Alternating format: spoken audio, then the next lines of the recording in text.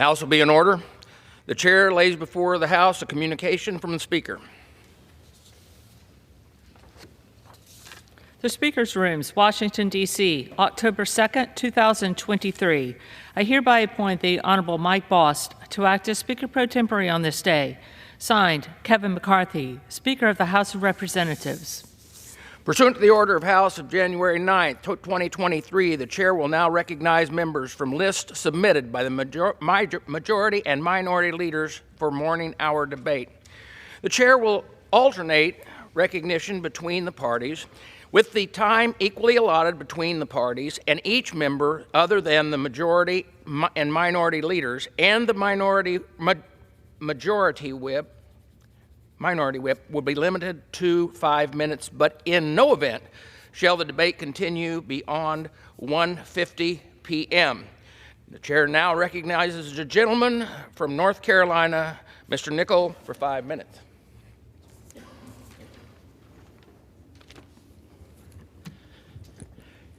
Thank you, Mr. Speaker. It's Monday morning and the federal government is open for business. We came just hours away from a shutdown this weekend with 209 House Democrats and 125 House Republicans voting to put people over politics. A government shutdown would have been a disaster for the American people. And I'm glad Democrats and reasonable Republicans were able to come together to get a short-term funding package through the House, through the Senate, and onto the President's desk with just hours to spare. This short-term funding package includes an extension of the FAA authorization, funding for flood insurance programs, $16 billion for disaster relief, and most importantly, it'll keep the lights on for the over 6,500 federal employees in North Carolina's 13th district. Looking ahead, this short-term funding package gives us more time to come together, find common ground, and pass bipartisan spending bills for the full year. For Democrats, that means funding for Ukraine. Our support for Ukraine cannot waver. I wish we didn't have to spend any money in Ukraine, but if Vladimir Putin wins, we'll have to spend 1,000 times more trying to contain an aggressive and emboldened Russia around the globe. If we abandon Ukraine, Russia will win. Putin will win. Support for Ukraine is in our national interest, Mr. President. Mr. Speaker, for Republicans, that means securing the border and taking up immigration reform. As a member of the Problem Solvers Caucus and a member of the New Democrat Coalition's Immigration and Border Security Task Force, I remain focused and committed to working across the aisle to secure our border and advance comprehensive immigration reform. I believe that the best path forward is through the bipartisan Keep America Open Act that I've co-sponsored and is being led by the Problem Solvers Caucus. This legislation upholds the top-line numbers agreed to in the bipartisan budget agreement. It includes funding for Ukraine, which is desperately needed. It includes Title 42 reform legislation that I helped introduce with a bipartisan group of members earlier this year that will help secure the southern border while giving us more time to enact meaningful, long-term reforms to our overburdened immigration system. And it includes bipartisan reforms to increase transparency and address long-term spending, an area where I agree with my Republican colleagues. The path to 218 votes on the budget won't come from the far left or the far right. It comes from the center with proposals just like this one. The reality is that we've only got 44 days to get this done, and we're right back where we started over the weekend. We never should have been in this situation in the first place. A short-term CR is a Band-Aid on a long-term problem. That's why I've introduced the bipartisan No Budget, No Pay Act. My bill would withhold members' pay if both houses don't agree to a concurrent budget resolution by April 15th for the fiscal year starting October 1st, or if both houses haven't passed all the regular appropriations bills by September 30th for the fiscal year starting October 1st. Folks, we could have been in a situation right this morning where our entire federal government workforce was getting no pay, but members of Congress still would have been getting their paycheck, and that's wrong. This bill will incentivize Congress to get it done and prevent future government shutdowns. This brinksmanship is no good for our economy. Listen, folks, I came to Congress to get things done. and I'll continue to set aside the noise, find common ground wherever it exists, and deliver for the people of North Carolina's 13th District. Thank you, and I yield back. Gentleman yields back. The chair now recognizes the gentleman from Pennsylvania, Mr. Joyce, for 5 minutes. Mr. Speaker, I rise to address the House and ask unanimous consent to revise and extend my remarks. Without objection. Mr. Speaker, last month, more than 400,000 illegal immigrants crossed the Darien Gap into Central America on their way to our southern border, nearly double the number that had arrived in all of 2022. Let's put that number in perspective. 400,000 is more than double the populations of Altoona, Johnstown, Chambersburg, Lewistown, Breezewood, Gettysburg, Waynesboro, Mifflintown, Newport, McConnellsburg, Greencastle, Huntington, Shippensburg, and Bedford, all of those combined. It is clear that President Biden's border policies, which welcome illegal immigration, have created a national security crisis, a public health crisis, a humanitarian crisis, all due to the porous southern border. Since Joe Biden took office, there have been a total of 7.6 million encounters at our southern border. And for the third year in a row, Americans now are on track to see the worst border crisis in our nation's history. This year, we've seen public schools used as holding facilities for illegal immigrants, instead of being used for American students who are already suffering from historic learning losses following Biden's prolonged school shutdowns. While an influx of illegal immigrants has strained the food banks, the shelters, and the hospitals along our southern border, this administration continues to turn a blind eye and refuses to assist the communities that are threatened and the communities that are in need. It is time for the Senate to pass the Secure the Border Act, which would, first, force the Biden administration to restart construction of the border wall, second, increase the number of Border Patrol agents, third, end catch and release, and finally, deploy the new technologies that our Border Patrol agents have requested in order to help secure our southern border. President Biden's failure to address this crisis is simply unacceptable. And report after report from Eagle Pass, San Diego, and McAllen show that this crisis will only continue to worsen each and every day. We can't afford business as usual from Washington, and we cannot abandon our Border Patrol agents who deal with this problem. It is time for Democrats in Congress to join us and deliver real solutions and not more empty promises to the American people. Thank you, Mr. Speaker, and I yield. The gentleman yields back. The chair now recognizes the gentleman from Oregon, Mr. Blumenauer, for 5 minutes.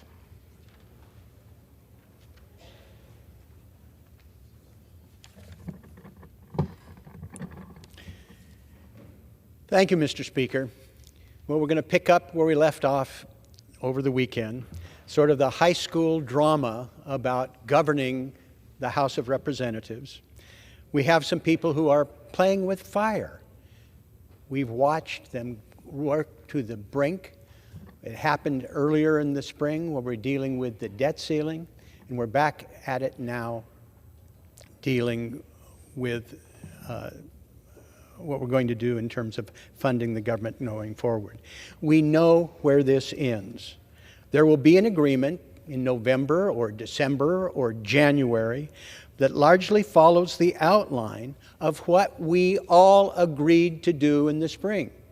Democrats and Republicans, President Biden, had an agreement that set the top-line numbers to be able to move forward with the budget. Ultimately, I think the governing wing of the Republican Party will come around and work with a unified Democratic caucus to be able to fulfill the commitment that we made in the spring.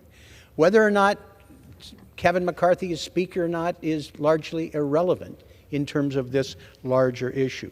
The governing wing of both parties will come together, and I think will do what is right for the American people based on what we agreed to do months ago. In the meantime, we actually have work to do. There are issues that need our attention. In the New York Times 2 days ago, it's only a matter of time before more dams fail. We watched 2 dams in Libya collapse, killing more than 11,000 people. This should be a wake-up call for those of us in the United States. There are more than 91,000 dams in the United States. The average age is 61 years. About a third of those, the failure would result in loss of life and significant economic and environmental damage. The Infrastructure and Jobs Act included hundreds of millions of dollars for dam safety. Welcome, but a minuscule amount of what we need to do when there are about $76 billion of immediate need dealing with dam safety. There are some very cost-effective solutions. One of them we've pioneered in the Pacific Northwest, which is just removing the dam.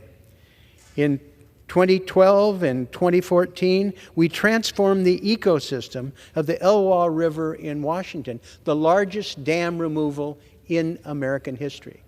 And we are currently working on an even larger project with 4 dams being removed on the Klamath River in southern Oregon and northwest and northern California.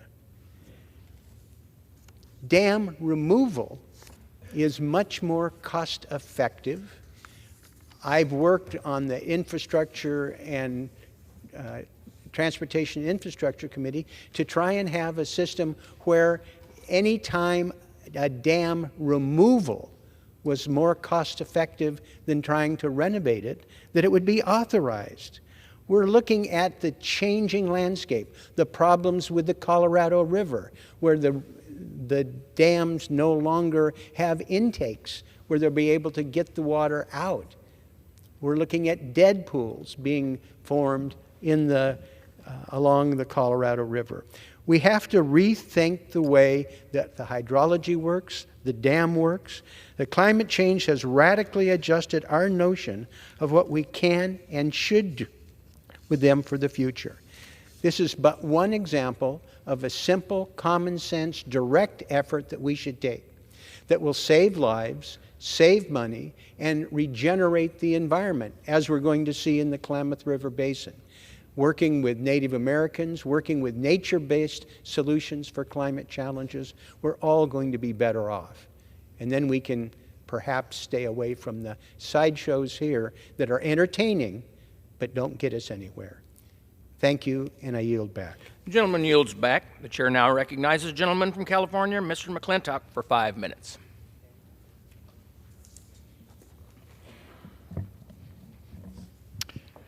Mr. Speaker, Benjamin Franklin described the limitations of any deliberative body in his closing speech to the Constitutional Convention. He said, "When you assemble a number of men to have the advantage of their joint wisdom, you inevitably assemble with those men all their prejudices, their passions, their errors of opinion, their local interests, and their selfish views. From such an assembly can a perfect production be expected?" Well, we have certainly approached these limits in our deliberations in recent days. And I want to pause for a moment and assess where we are and where we're going. The Roman Empire fell for many reasons, but the 2 most prominent were that it destroyed its economy by overspending and it failed to secure its borders. Clearly, these 2 self-inflicted calamities are converging right now upon our country, and we're fast running out of time to avert them. For this reason, House Republicans have sought, with the most slender of majorities, to reverse these policies, albeit imperfectly. A few weeks ago, we passed H.R. 2, the strongest border security bill in a century. Over the past months, our majority on the Appropriations Committee has drafted the 12 appropriations bills which bend discretionary spending down and enact important reforms. Now, I admit that we are inexcusably late in that process. The approach of the fiscal year, though, provided us impetus to complete this work. Last week, we began taking up and adopting appropriation bills that now comprise 70% of federal discretionary spending on the eve of an impending shutdown. We've learned from experience that that a government shutdown can be administered in a manner that does enormous damage to the economy and to the lives of millions of Americans. The president, if he wishes, can destroy every small business on federal land and those adjacent to federal land. Obama went so far as to barricade every monument and memorial, chain the gates of every acre of federal land, and even barricade the turnouts overlooking Yosemite Valley so that people couldn't even pull over to catch a glimpse of it. Mr. Biden had made it very clear that he intended to follow that strategy, specifically designed to create a panic and to force an immediate resolution in favor of the status quo.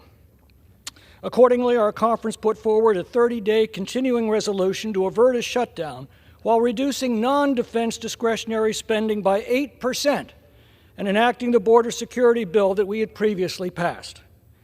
Unfortunately, 21 Republicans joined House Democrats to defeat this resolution.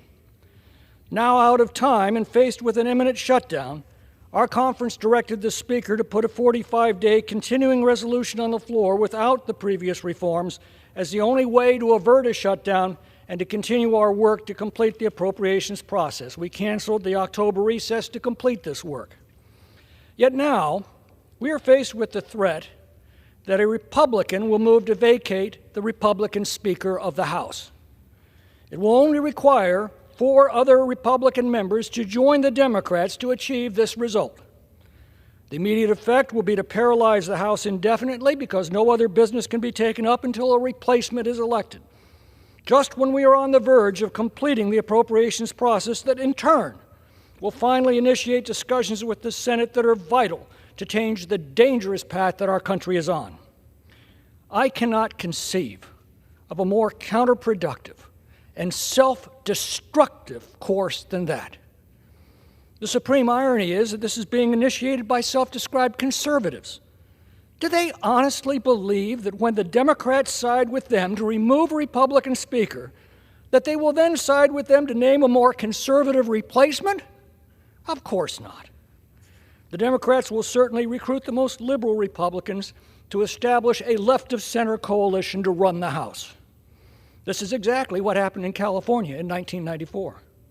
A coalition speaker will move the administration to the House sharply to the left and effectively end the Republican House majority that the people elected in 2022.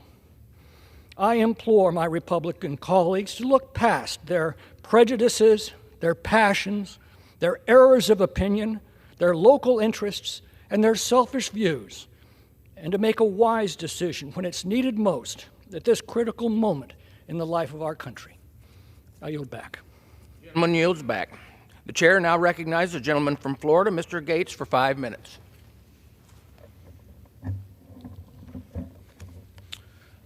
Thank you, Mr. Speaker. I rise to raise a question. What was the secret side deal on Ukraine? House Democrats and President Biden have said that as Speaker McCarthy was asking Republicans to vote for a continuing resolution so as to avoid having to take the Senate's plus up in Ukraine money, that the Speaker of the House was actually cutting a side deal to bring Ukraine legislation to this floor with President Biden and House Democrats. So let me get this straight. To extend Joe Biden's spending and Joe Biden's policy priorities, the Speaker of the House gave away to Joe Biden the money for Ukraine that Joe Biden wanted. It is going to be difficult for my Republican friends to keep calling President Biden feeble while he continues to take Speaker McCarthy's lunch money in every negotiation. The Speaker of the House has responded to these reports of a secret side deal on money for Ukraine, opaquely stating that he still wants to fund Ukraine and our border. I have a few replies to this statement. First, the Speaker's statement confirms the existence of a secret deal. And I have talked to members of our own leadership who have said they didn't even know that Speaker McCarthy was negotiating a secret side deal outside of our conference, outside of his own leadership team, for the sake of Ukraine. Second, Ukraine has lost the support of a majority of the majority. The last time there was a freestanding Ukraine vote on this floor, it was last week. 101 Republicans voted for it, 117 Republicans voted against it. According to the Hastert Rule, which Speaker McCarthy agreed to in January, you cannot use Democrats to roll a majority of the majority, certainly on something as consequential as Ukraine. So for all the crocodile tears about what may happen later this week about a motion to vacate, working with the Democrats is a yellow brick road that has been paved by Speaker McCarthy, whether it was the debt limit deal, the CR, or now the secret deal on Ukraine. Third, this is swampy log rolling. The American people deserve single subject bills. I get that a lot of folks might disagree with my perspectives on the border or on Ukraine, but can we at least agree that no matter how you feel about Ukraine or the southern border, they each deserve the dignity of their own consideration and should not be rolled together where they might pass where each individually wouldn't? This is what we're trying to get away from. This is the spirit of the January agreement we made with the Speaker. No more lashing these disparate issues together so that the American people's interests are subjugated here on the floor of the House. You know how we should stand up for our border? Demand that the United States Senate take up our single subject appropriation bill that funded the border. It created Republican unity. We voted for it. It has the policy demands that the continuing resolution that Speaker McCarthy advocated for on this floor did not. Our DHS funding bill requires E-Verify. And then hours later, after we passed that, the Speaker wanted us to vote for a continuing resolution that didn't include E-Verify. Retreat is never a strategy to win anything. So, Mr. Speaker, just tell us, what was in the secret Ukraine side deal? What commitments were made to President Biden to continue the spending of President Biden in exchange for doing things for President Biden? It is becoming increasingly clear who the Speaker of the House already works for, and it's not the Republican conference. Mr. Speaker, I would ask that these questions be answered soon, because there may be other votes coming today or later this week that could be implicated by the answers to these questions. Members of the Republican Party might vote differently on a motion to vacate if they heard what the Speaker had to share with us about his secret side deal with Joe Biden on Ukraine. I'll be listening. Stay tuned. And I yield back. The gentleman yields back. Now, members are reminded to refrain from engaging in personalities towards the President and to direct their remarks to the chair. The chair now recognizes a gentlewoman from Iowa, Ms. Miller Meeks, for 5 minutes.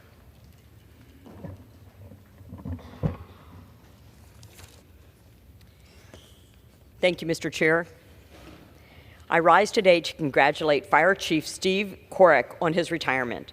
His 4-decade-long career of extraordinary dedication, commitment, and service to the Bettendorf Fire Department began on September 6, 1983.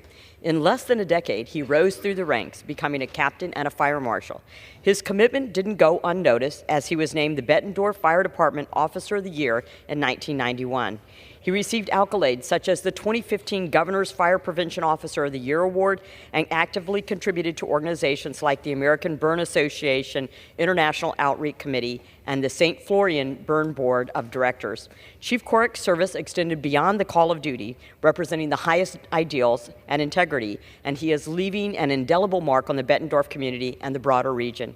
Congratulations on your retirement, Chief Korek, and thank you for your dedicated service. Thank you, Mr. Speaker. I rise today to recognize Breast Cancer Awareness Month. October can feel different for everyone who has been affected by breast cancer. Some people wear pink and others may be grieving, but we can all agree on the importance of community support. Breast cancer knows no age, gender, or race, but it predominantly affects women. As the single most diagnosed cancer among American women, we must remember to get screened, learn more about the risk and factors, and support families and caregivers impacted by this disease. This Breast Cancer Awareness Month, let us continue to put up a fight against breast cancer, and most importantly, let us remain united as we work to find a cure. Thank you, Mr. Speaker. I rise today to recognize the extraordinary life of Dustin Michael Cackley of Keokuk, Iowa, who passed away at age 51 after suffering a heart attack in September. Dustin's life was marked by selfless service and unwavering dedication to his country. He graduated from Keokuk Senior High School in 1991 and joined the U.S. Army later that year, beginning a 20-year career as a military police officer. His exemplary service earned him numerous accolades, including Iraq Campaign Medal, Bronze Star Medal, the Army Commendation Medal, among others. He served 2 deployments in Operation Iraqi Freedom from 2003 to 2004 and 2008 to 2009. After retiring from the military in 2011, Dustin faced personal challenges, including PTSD. Yet, with the support of his loyal military brother, Paul Schroeder, he found his way back to faith and a new purpose in life. He dedicated himself to helping veterans cope with PTSD through faith-based initiatives, co-founding the Armistice Reintegration Program in 2017. Returning to Keokuk in 2019, Dustin became an integral part of his community. He served as commander of the Keokuk American Legion Post 41, promoting Military Appreciation Night and advocating for veterans' causes. He worked tirelessly on the Veterans Memorial Commission, promoting the Agent Orange Memorial and the Road to Home. Dustin Michael Cackley's legacy is one of bravery, service, and unwavering dedication to his country and community. His impact on the lives of veterans and the city of Keokuk will be felt for generations to come. Thank you, Mr. Speaker. I rise today to recognize the extraordinary efforts of Norwalk Police Officer Jared Alcorn, who saved a couple from a house fire while on patrol in August. At 3:50 a.m., Officer Alcorn smelled smoke and conducted a thorough search of the neighborhood he was patrolling, leading him to a small house where he witnessed flames engulfing the back deck. The fire, although not yet extensive, posed a grave threat to the unsuspecting couple sound asleep inside. Without hesitation, Alcorn dialed the fire department, swiftly woke and evacuated the occupants along with their pets, and called for backup. Then, displaying remarkable bravery and resourcefulness, Officer Alcorn and his partner took on the roles of impromptu firefighters.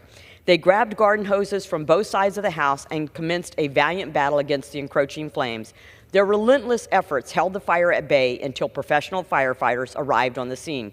Thanks to the swift and selfless actions of Officer Jared Alcorn, the fire's damage contained primarily to the home's exterior. The couple and their pets were spared from harm, and the heart of the resident remained intact. Thank you, Officer Jared Alcorn. In the darkest hours of that morning, your courage shone brightly, embodying the true spirit of a dedicated and heroic public service. Mr. Speaker, I would like to address comments I recently heard on the floor, and that is a motion to vacate of Speaker McCarthy. A motion to vacate is going to continue to derail our appropriations bills process in bringing those bills to the floor. It will upset and further erode our ability to investigate the Biden family corruption, which we've made significant progress. The gentlewoman's time has expired. And I yield back my time. Gentlewoman yields back. The chair now recognizes a gentleman from California, Mr. LaMalfa, for 5 minutes. Thank you, Mr. Speaker. Thank you, Mr. Speaker. So, Saturday we cobbled together a 45-day continuing resolution. Now, that's not my preferred way of doing business around here. Indeed, what I talk to my constituents at home about are the process that the House Republicans, with our majority, have attempted to put in place and are putting into place, a successful appropriations committee process. Now, this isn't just jargon and it's inside baseball for a lot of people, but when people understand what it is they're trying to accomplish, the Appropriations Committee is going to be the transparency, the light of day, the sunshine on the spending process that DC has, and we need much more of. So we didn't get there this year quite. We got 70% of our spending, I hate to use that term, but that's the jargon here, accomplished in 4 bills already.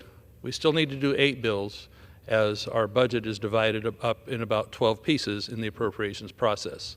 So we have a little ways to grind out here. So what happened? We weren't able to come to agreement, even amongst all Republicans, on getting all these bills done. We had a good flurry at the end and getting a few done here in the last couple of weeks. But we have much more to do. We want to get through the whole process because we want the transparency so the public can see what it is we're doing in this process. The Appropriations Committee in the light of day, line by line, etc., so that we can then send documents over to the Senate and have them contemplate, and they're not going to like exactly what we do, but we'll bring it back and hopefully achieve a consensus we can all live with in this era. And I have to remind you, what we've laid out as our goals in the House Republicans aren't necessarily shared by the Senate or the White House. It's a hostile environment to try and cut back to pre-COVID levels of spending, as well as secure our border from a Senate Democrat majority and the Biden White House. These are our goals. We want to have a secure border. We had a document early last week that we thought was going to take a giant leap there, but we couldn't get all the votes we needed, even our own conference, to get it done. Pretty frustrating. So we have this 45-day ability to buy time and what we passed the other day. I'm not happy with continuing resolutions, especially long-term ones. This is fairly short-term. It'll enable us to do our work and get these appropriations done. That's what we're doing. Yes, it continues spending pretty much as it was, but we were up against the deadline. Now, what are the bad things? You know, government shutdown is what we're up against. Yeah, it's a terrible way of doing business. I've been around a couple of them, and colleagues have been here longer than me. One of my friends said has been through 5 of them. Nobody ever wins politically or policy-wise on a shutdown. What happens? Our troops stop getting paid, okay? Our loyal soldiers out there on the line stop getting paid, and they're already underwaged, so to speak. Contracts that we would have with defense come to a grinding halt. Now, and other federal projects on construction, road, infrastructure, what have you, come to a grinding halt. Now, what happens on that? When you demobilize construction crews or assembly lines like that, they don't just turn right back on and off like a light switch. People go home, they move their equipment to other things. And so it's much more expensive to turn back on something that was already in momentum. Try shutting off a nuclear power plant. Not the same what we're talking about here, but you don't just turn these things on and off. And that's what happens. Permitting, when folks have been waiting so long for EPA or Army Corps of Engineers or somebody to get their freaking job done on getting permits out, and then they have an excuse to shut down. Oh, this week-long shutdown, 2-week-long, it's going to set us back 3 months. We've heard that sort of thing around here. So even though it might feel good, yeah, let's shut the mother down, you know, because a lot of people don't like what government does, including me. In my real life as a farmer in Northern California, I see a lot of dumb stuff government does. But shutting things down in the middle of the stream here doesn't really work for anybody, unfortunately. Federal employees will still get paid, even if they're not at work, so it's a paid vacation. They'll get their back pay. Congress will still get paid by the month. Doesn't really shut anything off that way. So we don't gain a lot with the shutdown. So we held our nose. We're going to do this for 45 days to do a good process in the Appropriations Committee. I want to have faith in that. I want the American public to have faith in an open process and doing it correctly, because process is something that's been lacking a lot in Congress and in government in recent years. We have to cling to process as something that's important. Gentleman's time has expired. So we can have things laid out constitutionally. I yield back. Gentleman yields back. The chair now recognizes a gentleman from Georgia, Mr. Carter, for 5 minutes.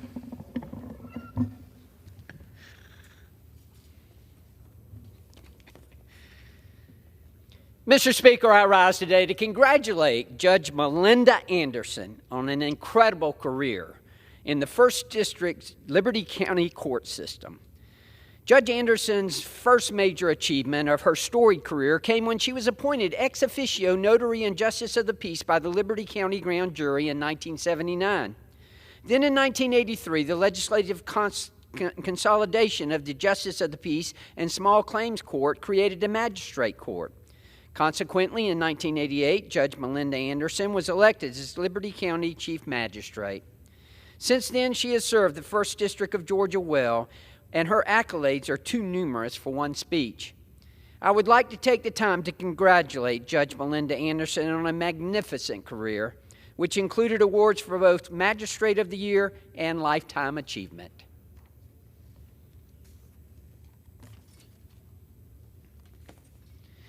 Mr. Speaker, I rise today to honor Darien City Councilman Griffin Lotson, who is featured in the International African American Museum in Charleston, South Carolina.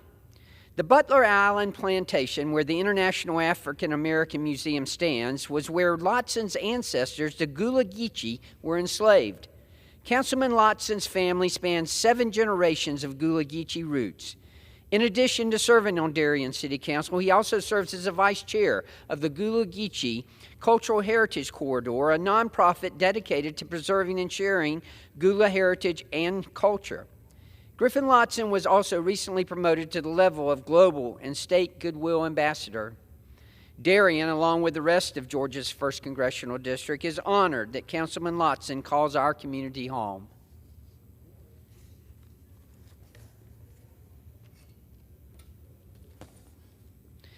Mr. Speaker, I rise today to congratulate Command Sergeant Major Lindsey Streeter for winning the Military Times Veteran of the Year. Sergeant Major Streeter enlisted in the Army at 17 years old as a 76 Charlie Equipment Parts and Records Specialist.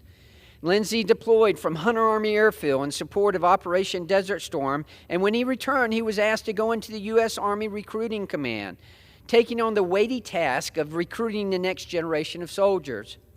Over his 31-year career, he would go on to hold leadership positions at every level, culminating with his first assignment as Commandant of the Non-Commissioned Officer Academy at Fort Stewart.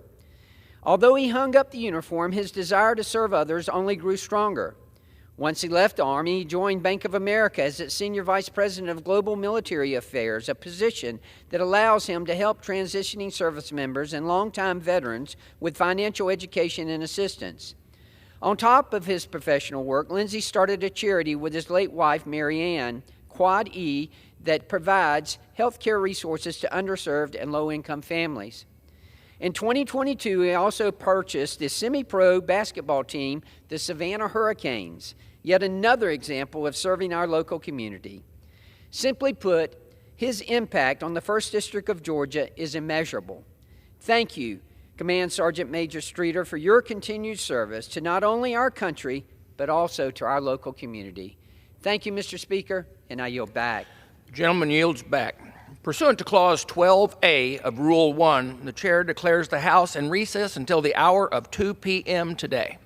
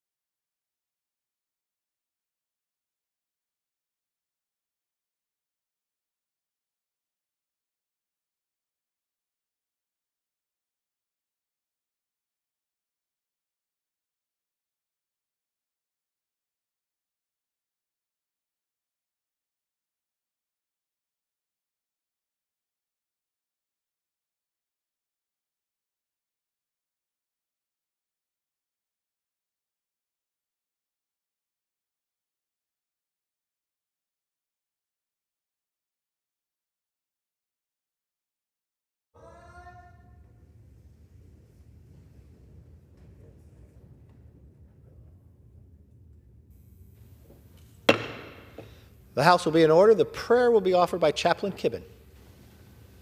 Would you pray with me? Merciful God, you came near when we called you.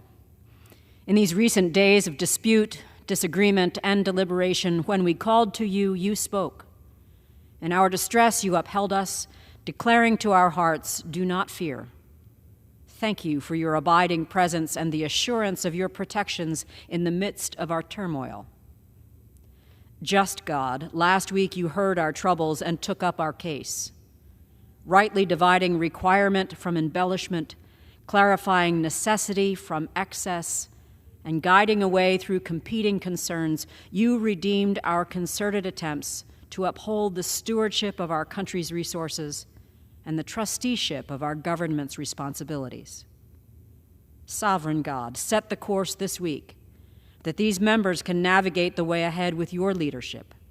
Shed your light on the path that both their debate and their decisions would reflect your wisdom, your compassion, and your forbearance. We call on your name, O Lord, from the depths of all that we have endured and with the whole of our very being. Do not close your ears to our cry for your direction. Amen. Amen. The chair has examined the Journal of last day's proceedings and announces the approval thereof. Pursuant to Clause 1 of Rule 1, the journal stands approved.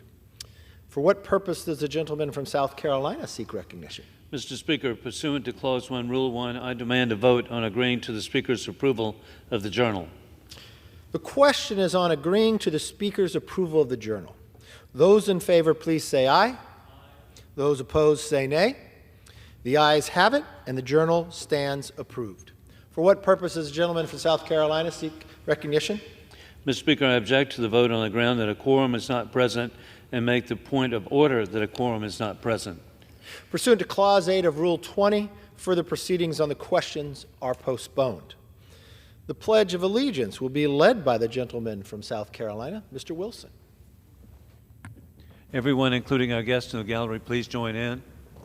I pledge allegiance to the flag of the United States of America and to the republic for which it stands, one nation, under God, indivisible, with liberty and justice for all. The chair will entertain requests for 1-minute speeches. For what purpose does the gentleman from California seek recognition? Mr. Speaker, I look for unanimous consent to address the House for 1 minute and revise and extend my remarks. Without objection, the gentleman is recognized for 1 minute. Thank you, Mr. Speaker. I rise today to pay tribute to a friend, a hero, and a great American. Jason Rooney passed on June 11th of this year, just shy of his 51st birthday. He's survived by his parents, Dudley and Kathleen, his daughter, Skylar, and his 3 brothers, Christopher, Michael, and Brian. Growing up, Jason always wanted to put others first. He had a heart for serving others that ultimately led him to serve in the Los Angeles County Deputy Office for over 15 years. He took great pride in being a deputy, and he performed all of his positions with honor and with distinction. But his true purpose in life came on January 31st, 2008, when he welcomed his daughter, Skylar Marie, into the world. Skylar is a beautiful and intelligent young lady, and Jay's world revolved around her. Jason Dudley Rooney was a great brother, great son, and a great father. He will be missed by his family, friends, and the good people of Los Angeles County whom he served so well. May God bless Jay Rooney, who is now by his side, and may God bless all of our peacekeepers. I yield back.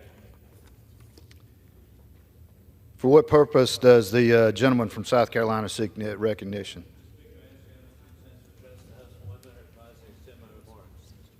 Without objection, the gentleman is recognized for 1 minute. Thank you, Mr. Speaker. Tragically, beloved South Carolinian Stanley L. Myers was passed away on last Wednesday. As a founding partner of what is now Moore, Bradley, and Myers, I especially appreciate his service and his remarkable life. We will always appreciate and express sympathy to his family and his senior law partner, Jake Moore, who correctly recognized him as a son. His obituary, Moore Bradley Myers, partner Stanley Myers died at age 47. MBM Managing Partner Christian Spradley asked that the community members turn their attention to praying for Stanley's wife, Tasha, and their 2 young children. As a Citadel alumnus and 4-year starting quarterback for the Bulldogs, Meyer was elected to the Citadel Board of Trustees. He also served on the Lexington Medical Center Board of Directors and founded the Swansea Mentoring Program. Every Christmas, Stanley proudly boasted the town of Swansea's Bike Bonanza. Myers opened Countryside Barbecue Restaurant in Swansea in 2022. His service and spirit of giving back to the community was unparalleled. As an attorney, Myers was elected as a 2023 Leadership and Law honoree by the South Carolina Lawyers Weekly. Myers deployed as a captain with the 218th Infantry Brigade to Afghanistan in support of Operation Enduring Freedom. He was the lieutenant colonel who served as the staff judge advocate for the 59th Truth Command at McIntyre Joint National Base. Stanley Myers passed away unexpectedly on September 27, 2023. God bless his memory. Thank you. For what purpose does the gentleman from California seek recognition?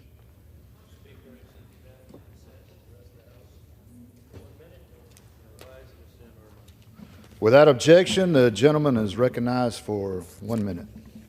Thank you, Mr. Speaker. Well, securing our border should be a bipartisan goal. Indeed, House Republicans are dedicated to that. We had most of the elements of H.R. 2 was in a bill just last week that we just fell short on mustering, unfortunately. We did pass H.R. 2 separately earlier on to achieve that goal on the border. It's a comprehensive security package that would end the invasion at the southern border, halt the abuse of the asylum process, and strengthen border security. Unfortunately, Senate Leader Schumer won't even bring it up for a vote over in the Senate. Why not?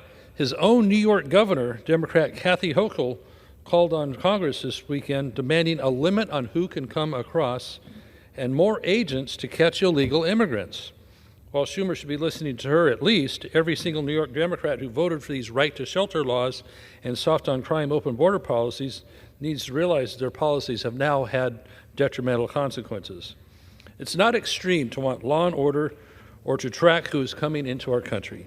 If New York City doesn't have the resources to deal with these waves of illegals coming onto their streets, neither do certainly do our small border towns in Texas, New Mexico, Arizona, and California. The Senate must take up H.R. 2, and the Biden administration must actually take action on our border. I yield back. The chair lays before the House a communication.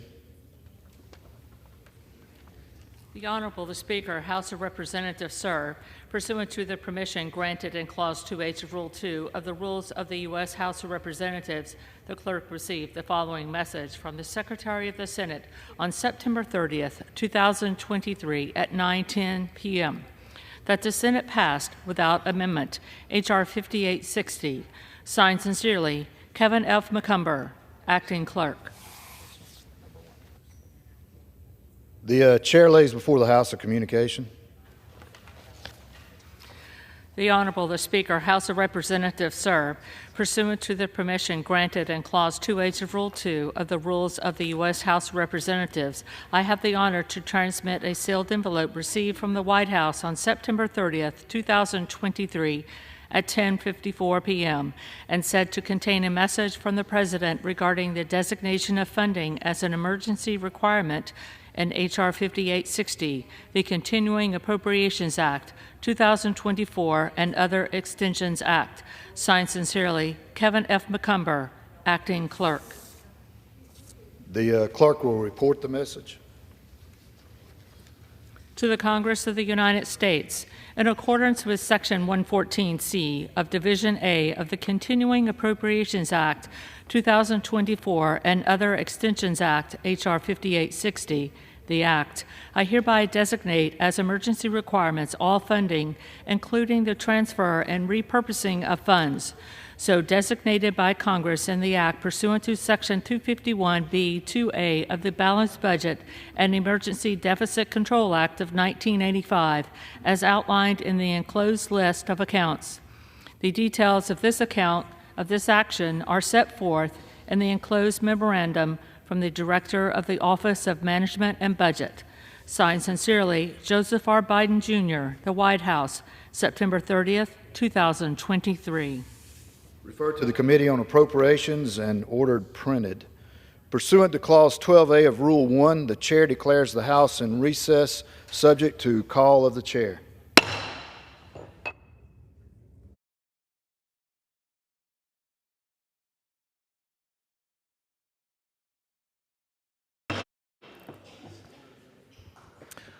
Pursuant to Clause 4 of Rule 1, the following enrolled bill was signed by the Speaker on Saturday, September 30th, 2023.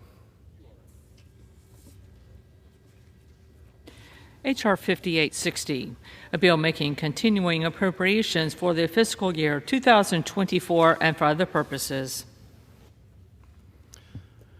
Pursuant to Clause 8 of Rule 20, the Chair will postpone further proceedings today on motions to suspend the rules on which a recorded vote of the yeas and nays are ordered, or votes objected to under the Clause 6 of Rule 20. The House will resume proceedings on postponed questions at a later time. For what purposes does the gentleman from Kentucky seek recognition? Mr. Speaker, I move that the House suspend the rules and pass the bill H.R. 292. The clerk will report the title of the bill. H.R. 292, a bill to designate the facility of the United States Postal Service located at 24355 Creekside Road in Santa Clarita, California, as the William L. Reynolds Post Office Building. Pursuant to the rule, the gentleman from Kentucky, Mr. Comer, and the gentleman from Maryland, Mr. Raskin, each will control 20 minutes. The Chair recognizes the gentleman from Kentucky. Mr. Speaker, I ask unanimous consent that all members have 5 legislative days in which to revise and extend their remarks and include extraneous material on this measure. Without objection. I yield myself such time as I may consume. The gentleman is recognized. Thank you, Mr. Speaker. I rise in support of this bill, which would name a post office in Santa Clarita, California, after William Bill Reynolds. Reynolds served in the Vietnam War and earned both the Purple Heart and Bronze Star. After serving, he moved with his wife, Meg, to the Santa Clarita Valley, where Reynolds dedicated his life to advocating for his fellow veterans. Reynolds passed away in 2021 after organizing the memorial wall at Veterans Plaza in Newhall and accompanying the U.S. President to Da Nang in commemoration of the 50th anniversary of the Vietnam War. I support naming a post office in Bill Reynolds' memory. I'm proud to honor his life of service to the American people and work to memorialize the memory of America's veterans. I encourage my colleagues to support this bill, and I reserve the balance of my time. The gentleman reserves. The gentleman from Maryland is recognized. Thank you, Mr. Speaker. I yield myself such time as I may consume. You're recognized. Mr. Speaker, I rise today in support of H.R. 292 to designate the facility of the U.S. Postal Service located at 24355 Creekside Road in Santa Clarita, California, as the William L. Reynolds Post Office Building. William Reynolds, better known as Bill, was brought up in the San Fernando Valley. He was the son of a World War I veteran. Following high school graduation before his 20th birthday, he followed in his father's footsteps and enlisted in the U.S. Army during the Vietnam War. He served in the 9th Infantry Division and is recalled as one of few surviving service members of the Charlie Company's Boys of 67. For his heroic service, Mr. Reynolds earned a Bronze Star and a Purple Heart. After receiving an honorable discharge, he moved to the Santa Clarita Valley in California with his wife, Meg. He spent the remaining years of his adult life as an influential supporter of veterans. In addition to his military accolades, he is remembered for single-handedly organizing a local effort to construct a memorial wall at the Veterans Plaza to honor Santa Clarita Valley veterans from World War I to the present day. He also traveled to Da Nang, Vietnam, with a veteran delegation led by a former president to honor the 50th anniversary of the Vietnam War. As a passionate advocate for Santa Clarita Valley's local veteran community, he became a high-profile historian as Director of Veterans Affairs for 2 Santa Clarita-based news journals, publishing more than 100 different biographies of local veterans in his community. On January 11, 2021, he passed away. I encourage my colleagues to join me in honoring the distinguished life of Mr. Reynolds by naming a post office in Santa Clarita, California after him. I reserve the balance of my time. The gentleman from Maryland reserves. The gentleman from Kentucky is recognized. Mr. Speaker, I yield 4 minutes to the gentleman from California, Mr. Garcia. The gentleman from California is recognized. Thank you, Mr. Speaker. I want to thank the chairman and ranking member Raskin for the support on this very special bill for a real, true American hero. I rise today in support of H.R. 292 to name the post office in Valencia, California after a true American patriot, Mr. Bill Reynolds. This is a fitting tribute for someone who gave so much over the course of his life to this beautiful nation. While his military service and heroism in the jungles of Vietnam with the famous Charlie Company warrant this honor alone, it was his tireless commitment to recognizing his fellow brothers and sisters in arms that cemented him as a lion in the veterans community.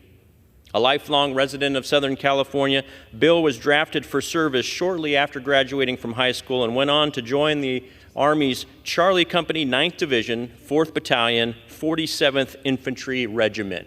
The Boys of 67 is what they were known as. Bill was a part of the only division to be raised, drafted, and trained for service in the Vietnam War. And despite being wounded in action in June of 1967, he continued fighting alongside his friends, defending his friends in the Mekong Delta, and was ultimately awarded the Purple Heart and Bronze Star for his bravery.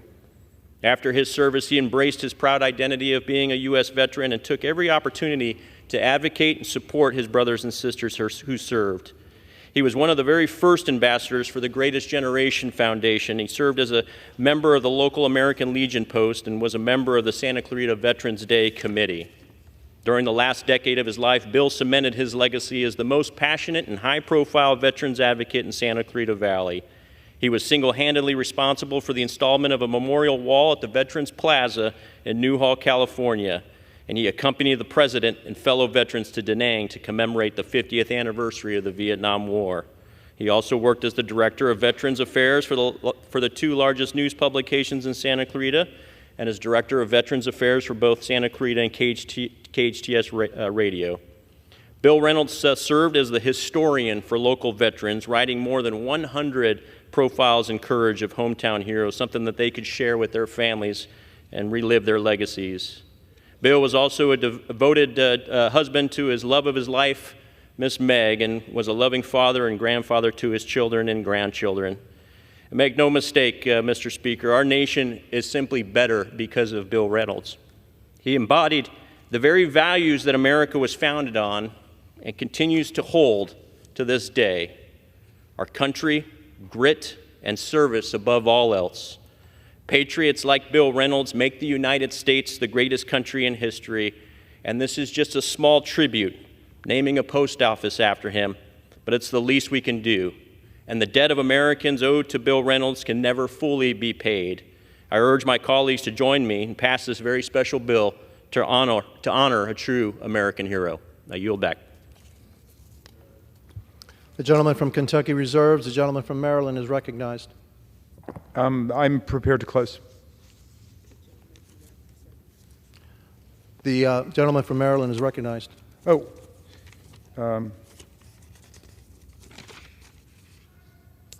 We have no further speakers, and we urge passage of 292. I yield back the balance of my time. The gentleman yields. The gentleman from Kentucky is recognized.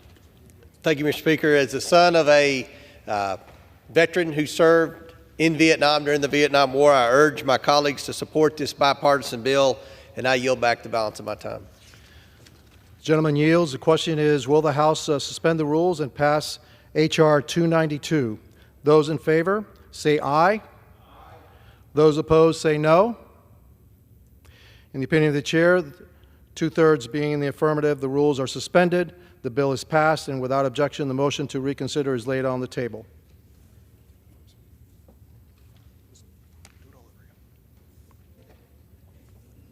For what purposes does the gentleman from Kentucky seek recognition? Mr. Speaker, I move that the House suspend the rules and pass the bill H.R. 996. The clerk will report the title of the bill.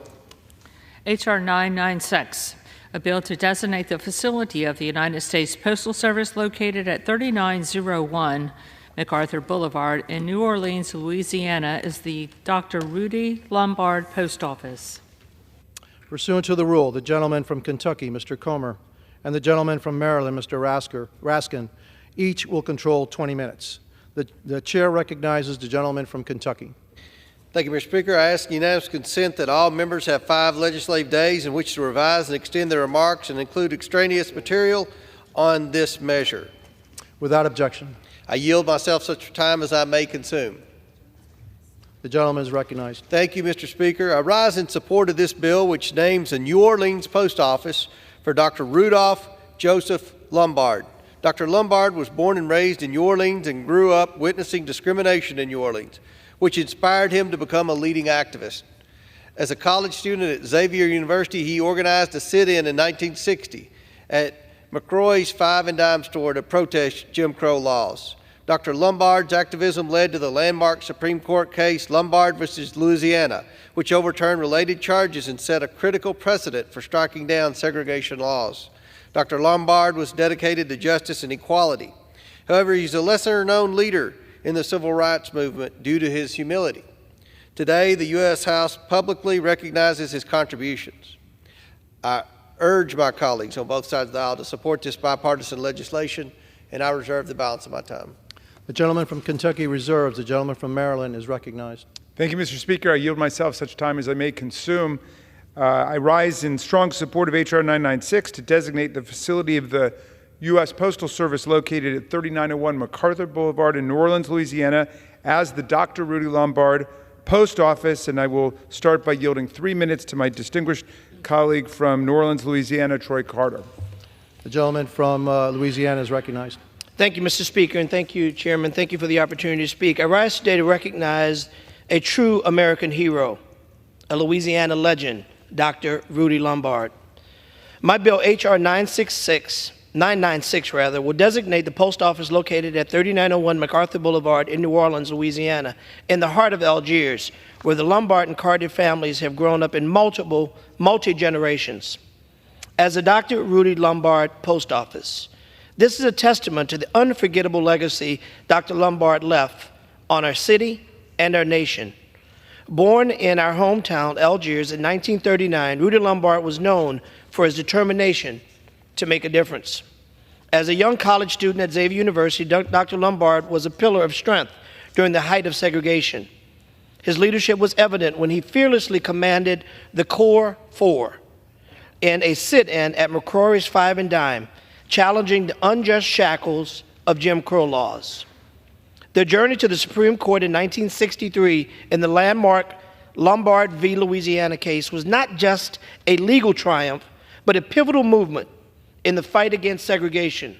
Setting precedents that broke down discriminatory practices, Dr. Lombard's commitment to equality extended far beyond those early years.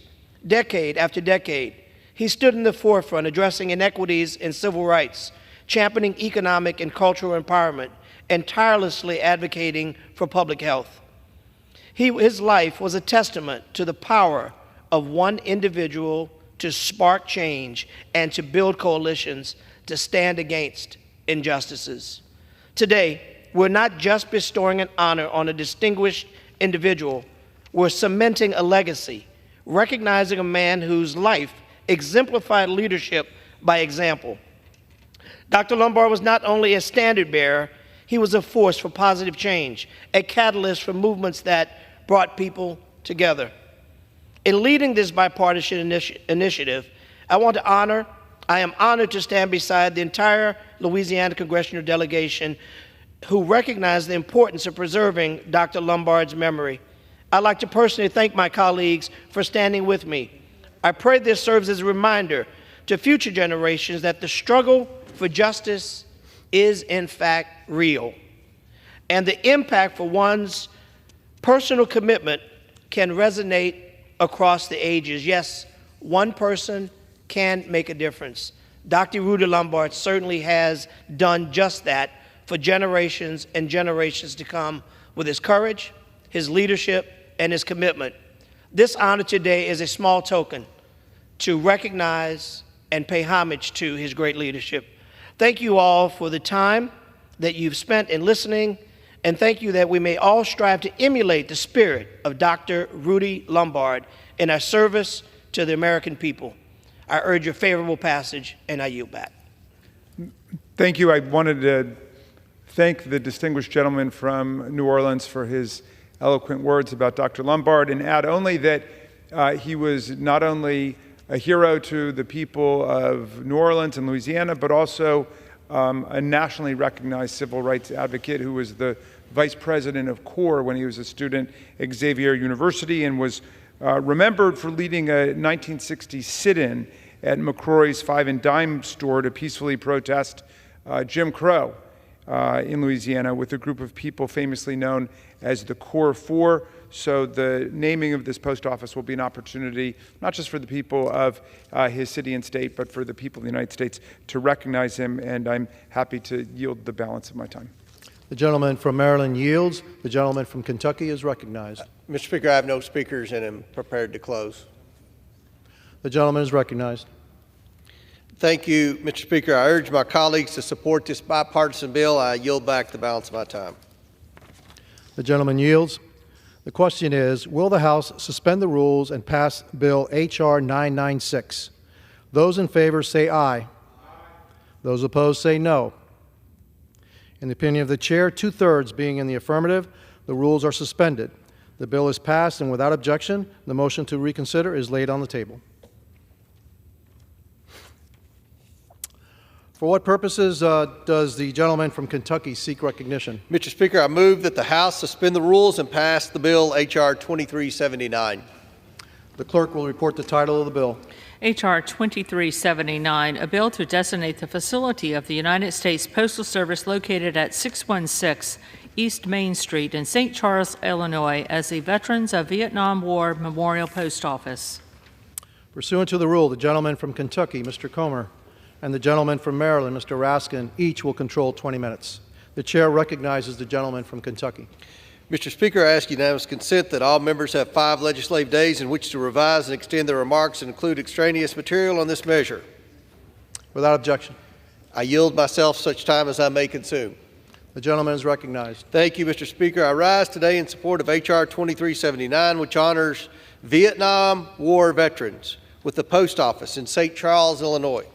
The Vietnam War was one of this country's longest and costliest conflicts.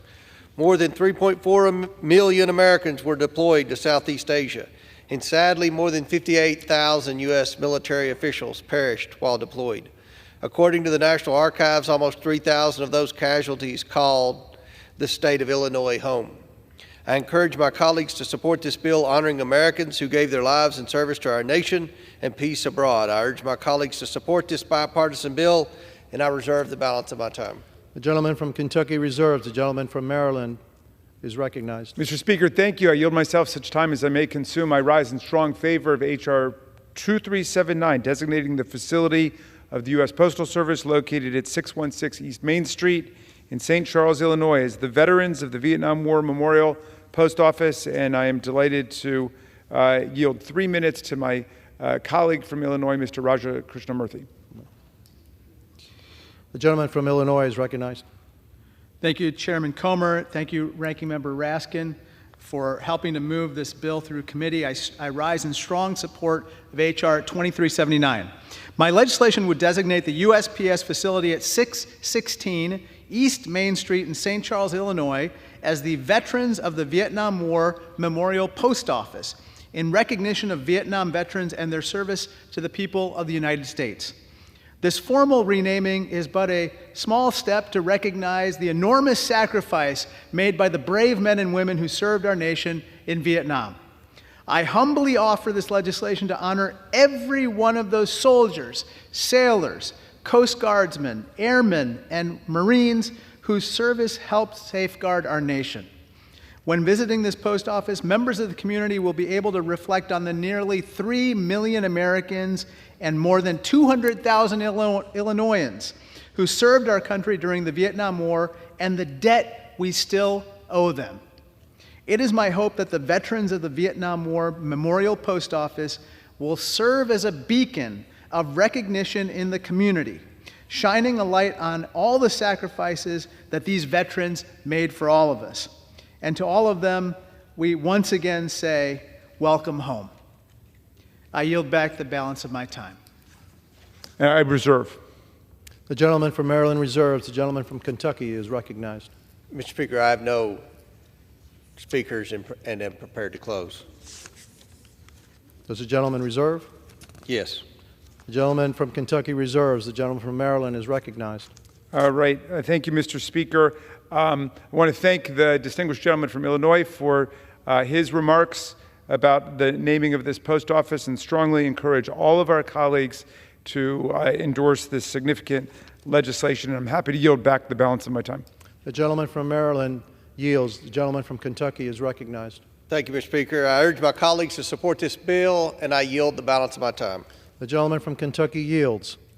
The question is, will the House suspend the rules and pass H.R. 2379? Those in favor say aye. Aye. Those opposed say no. In the opinion of the chair, two-thirds being in the Mr. affirmative. Speaker, The rules, ask for the yeas and nays. Ask for the yeas and nays. The yeas and nays have been called. The yeas and nays are requested. All those in favor of taking the vote by the yeas and nays will rise and remain standing until counted. Sufficient number having risen, the yeas and nays are ordered. Pursuant to Clause 8 of Rule 20, further proceedings on this question will be postponed. For what purpose does the gentleman from Kentucky seek recognition? Mr. Speaker, I move that the House suspend the rules and pass the bill H.R. 3944. The clerk will report the title of the bill. H.R. 3944, a bill to designate the facility of the United States Postal Service located at 120 West Church Street in Mount Vernon, Georgia, as the Second Lieutenant Patrick Palmer Calhoun Post Office. Pursuant to the rule, the gentleman from Kentucky, Mr. Comer, and the gentleman from Maryland, Mr. Raskin, each will control 20 minutes. The chair recognizes the gentleman from Kentucky. Mr. Speaker, I ask unanimous consent that all members have 5 legislative days in which to revise and extend their remarks and include extraneous material on this measure. Without objection. I yield myself such time as I may consume. The gentleman is recognized. Thank you, Mr. Speaker. I rise in support of this bill, which would name a post office in Mount Vernon, Georgia, after Second Lieutenant Patrick Palmer Calhoun. Patrick Calhoun grew up in Mount Vernon, Georgia, earned a degree from the University of Georgia, and then enlisted in the U.S. Army. During his service in South Vietnam, his helicopter was tragically shot down on April 19, 1965.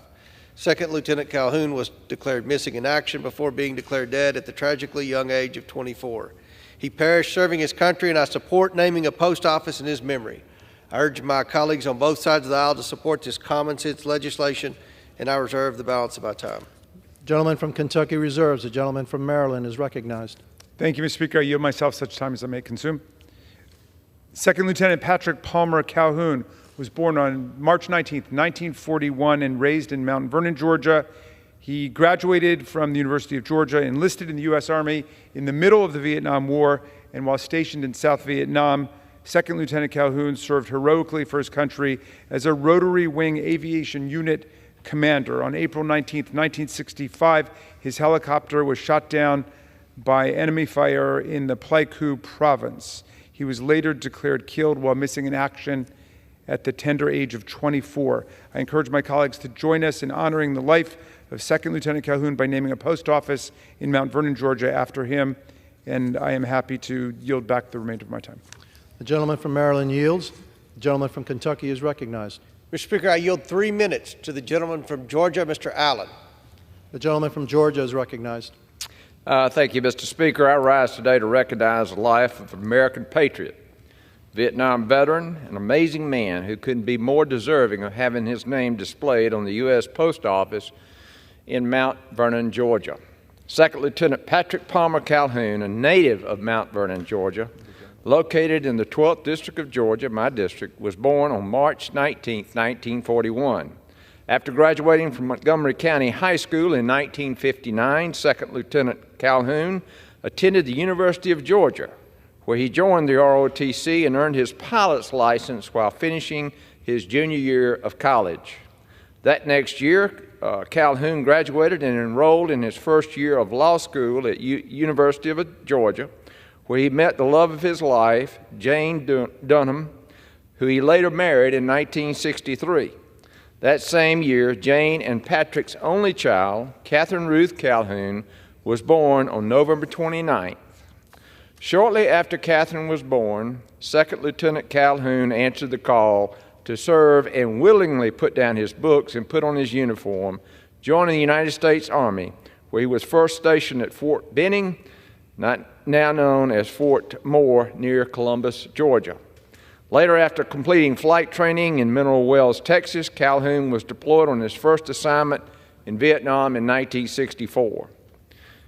As a born leader, Calhoun served as a Rotary Wing Aviation Unit commander in South Vietnam, where his helicopter was tragically shot down under hostile fire while dropping off troops in the spring of 1965. Calhoun was declared missing in action before being declared deceased at the young age of only 24 years old. Lieutenant Patrick Palmer Calhoun was awarded the Distinguished Flying Cross for his heroism and extraordinary achievements while engaged in aerial flight. Known for his contagious personality, Calhoun never met a stranger and always enjoyed cutting a rug, as we say down south. I am pleased to stand here today to ensure his name lives on for years to come in his hometown of Mount Vernon, Georgia. I urge all my colleagues to join me in honoring Second Lieutenant Calhoun, his entire family, and his sacrifice to the nation we call home by voting in favor of H.R. 3944. And with that, I yield back. Reserve. The gentleman from Maryland has yielded. Yeah, Mr. Speaker, I have no further speakers and am prepared to close. The gentleman is recognized. I strongly encourage support for this bipartisan bill. I ask all my colleagues to support this bill, and I yield back the balance of my time. The gentleman yields. The question is, will the House suspend the rules and pass the bill H.R. 3944? Those in favor say aye. Aye. Those opposed, no. In the opinion of the chair, 2/3 being in the affirmative, the rules are suspended, the bill is passed, and without objection, the motion to reconsider is laid on the table.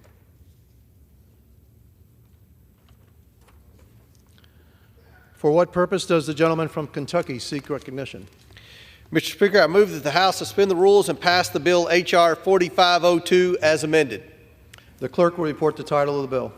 H.R. 4502, a bill to amend Title V United States Code to allow federal agencies to establish educational requirements for certain cybersecurity positions in the competitive service and for other purposes. Pursuant to the rule, the gentleman from Kentucky, Mr. Comer, and the gentleman from Maryland, Mr. Raskin, each will control 20 minutes. The chair recognizes the gentleman from Kentucky. Mr. Speaker, I ask unanimous consent that all members have 5 legislative days in which to revise and extend their remarks and include extraneous material on this measure. Without objection. I yield myself such time as I may consume. The gentleman is recognized. Thank you, Mr. Speaker. I rise in support of H.R. 4502, the Modernizing the Acquisition of Cybersecurity Experts Act.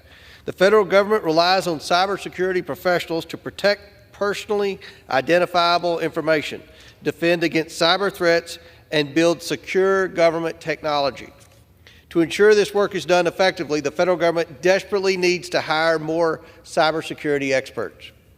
The United States, however, faces a labor shortage of cybersecurity professionals, amounting to nearly 700,000 job vacancies. Many cybersecurity experts have the right technical skills and experience, but federal hiring managers are not allowed to consider them because they lack a formal college degree. This bureaucracy creates unnecessary barriers to employing some of the best and brightest cybersecurity professionals. I urge my colleagues to support this simple and necessary bill, and I reserve the balance of my time. The gentleman reserves. The gentleman from Maryland is recognized.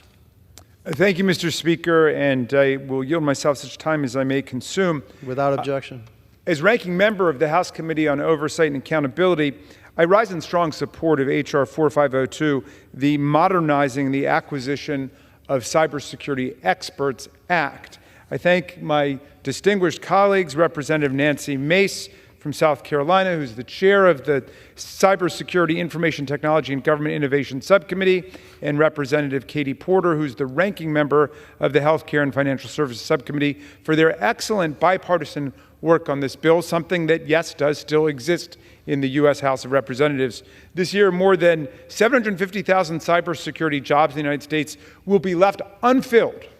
Each one is a missed opportunity for a talented person and also a missed opportunity for our country. These are well-paid, positions with great job security. They're essential to the protection of our government, the prosperity of our businesses, and the security of our communities. And one big barrier to entry for many of these jobs is the requirement that applicants have a college degree, even if that degree has no bearing on the technical expertise required to satisfactorily meet the demands of the job or to successfully perform the work. Remember that Mark Zuckerberg dropped out of college before he created Facebook.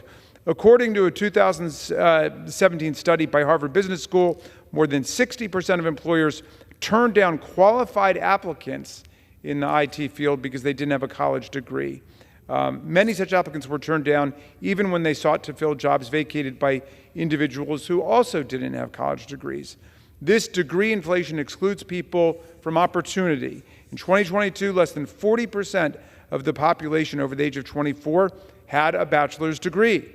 As technological and cultural advancements continue to transform the nature of the workplace, businesses and public sector entities alike have begun to realize that college degrees are not always effective proxies for job qualifications and skills.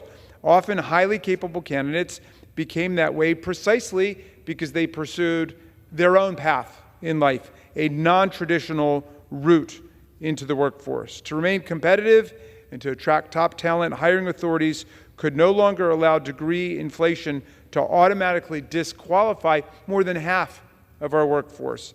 H.R. 4502 applies the same logic to the federal cybersecurity workforce, which performs the critical work of defending our federal networks and our federal data from attack. Recognizing that the government must be competitive to attract high-demand cybersecurity talent to public service, the bill eliminates the requirement that a BA degree is a prerequisite to federal hiring for cybersecurity. Eliminating unnecessary degree requirements isn't just good for business, it's good for workers, and especially minority workers who are too often excluded from opportunity. In 2022, less than 30% of the black population had a bachelor's degree. For the Hispanic population, that number is even lower at 21%. Addressing degree inflation and advancing legislation like this takes steps towards creating the more inclusive and fair society that the public wants. This bill contributes to a record of strong bipartisan cooperation to strengthen federal cybersecurity and its workforce. Democrats led passage of the CHIPS and Science Act last year with increased funding for federal cyber workforce programs, and the Office of the National Cyber Director recently published the Biden-Harris administration's National Cyber Workforce and Education Strategy.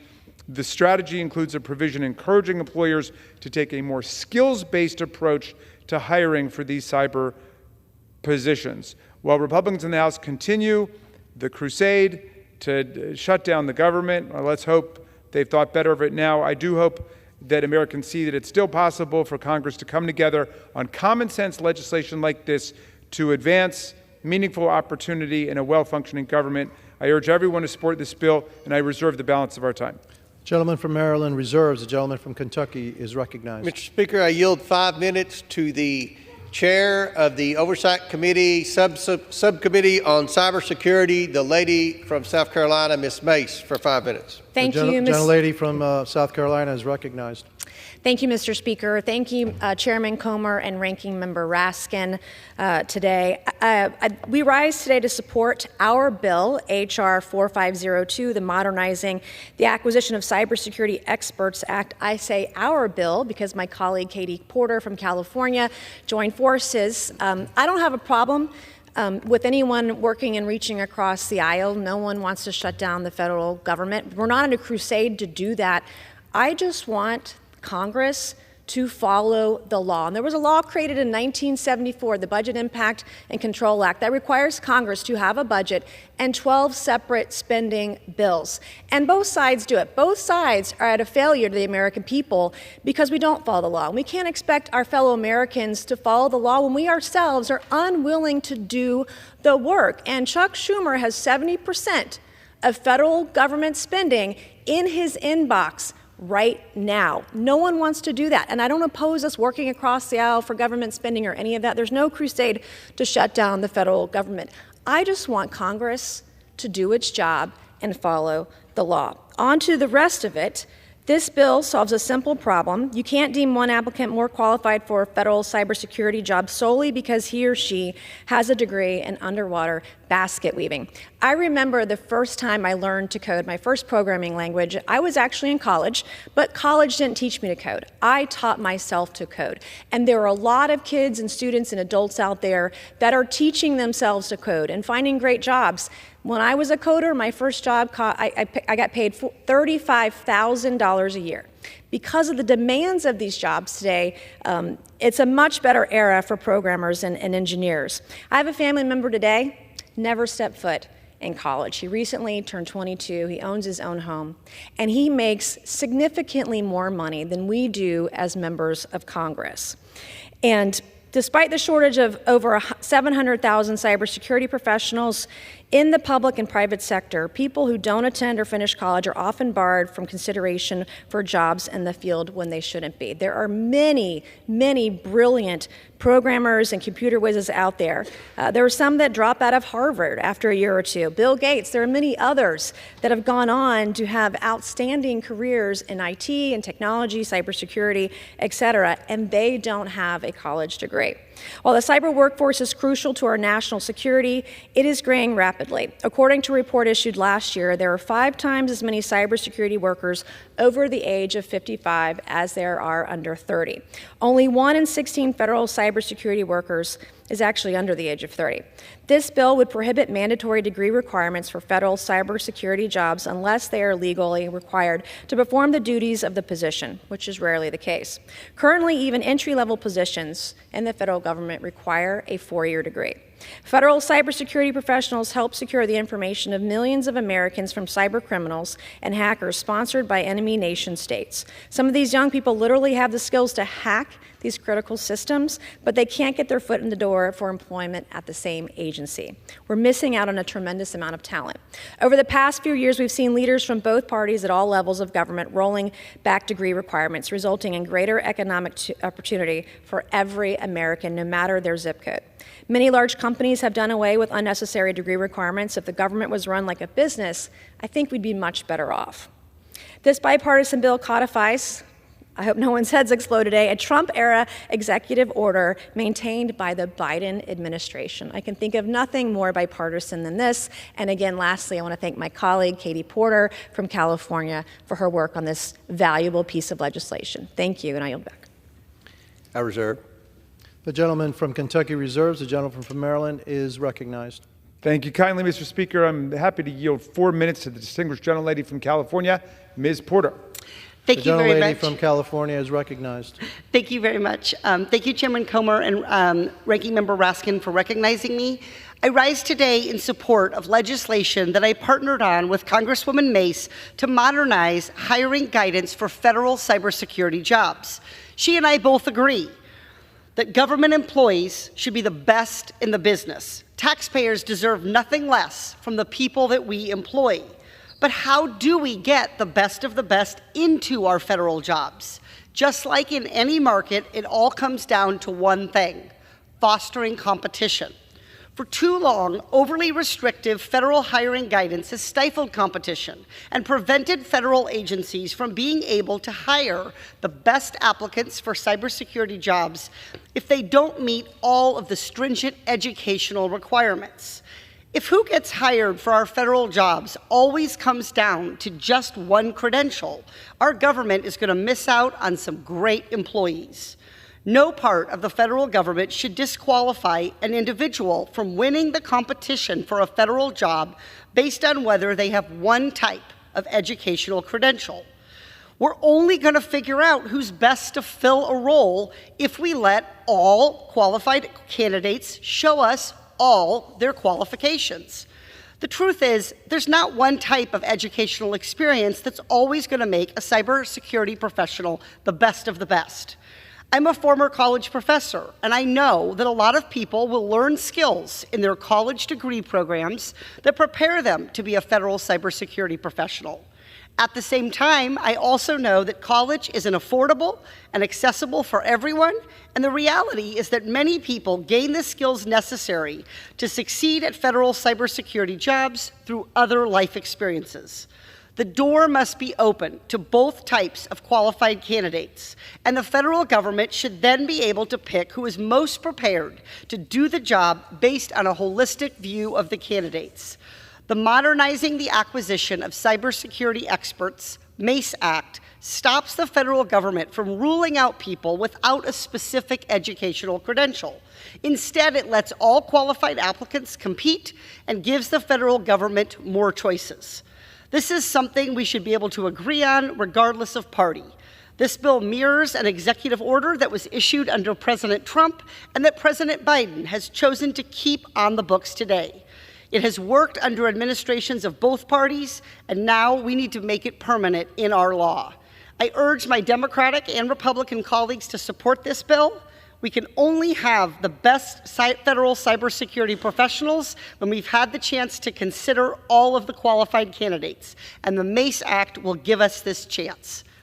I yield back to the ranking member. I want to thank the distinguished gentlelady from California for her introduction of this legislation with Congresswoman Mace and for her leadership here. And the gentlelady is absolutely right that there are people who may have gotten a college degree and a PhD in some other field, but are completely unprepared and unqualified to have a cybersecurity professional's job in the federal government. And there are those who never went to college at all who would be excellently prepared based on what their professional and life experience has been. So I thank you for moving in this direction, and I hope we can look at some other parts of federal hiring to make sure we're making equivalent adjustments so we are getting, as the gentlelady says, the best candidates. I am wondering, and I would yield to you for a second if you know the answer to this, is it just a happy coincidence that the acronym for this legislation is the MACE Act? Was that a pure coincidence? I don't know. Well, in any event, I'm happy to yield the remainder of my time, and I congratulate Ms. Mace and Ms. Porter on this excellent legislation.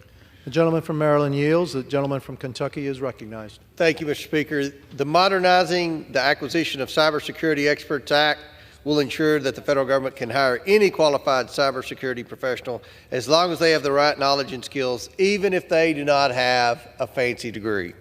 I encourage my House colleagues to support this common sense government transparency bill, the MACE Act, sponsored by Chairman Nancy Mace, that will make America smarter and more secure. I yield back the balance of my time. The gentleman from Kentucky yields. The question is, will the House suspend the rules and pass the bill H.R. 4502 as amended? Those in favor say aye. Aye. Those opposed, no. I call for the yeas and nays. The opinion of the chair, two-thirds being in the affirmative, the bill passing without objection. The motion to reconsider is laid on the table. The gentleman from Kentucky is recognized. Mr. Speaker, I ask for the yeas and nays. The yeas and nays are requested. All those in favor of taking this vote by the yeas and nays will rise and remain standing until counted. Sufficient number having risen, the yeas and nays are ordered. Pursuant to Clause 8 of Rule 20, further proceedings on this question will be postponed. Pursuant to Clause 12A of Rule 1, the Chair declares the House in recess until approximately 6:30 today.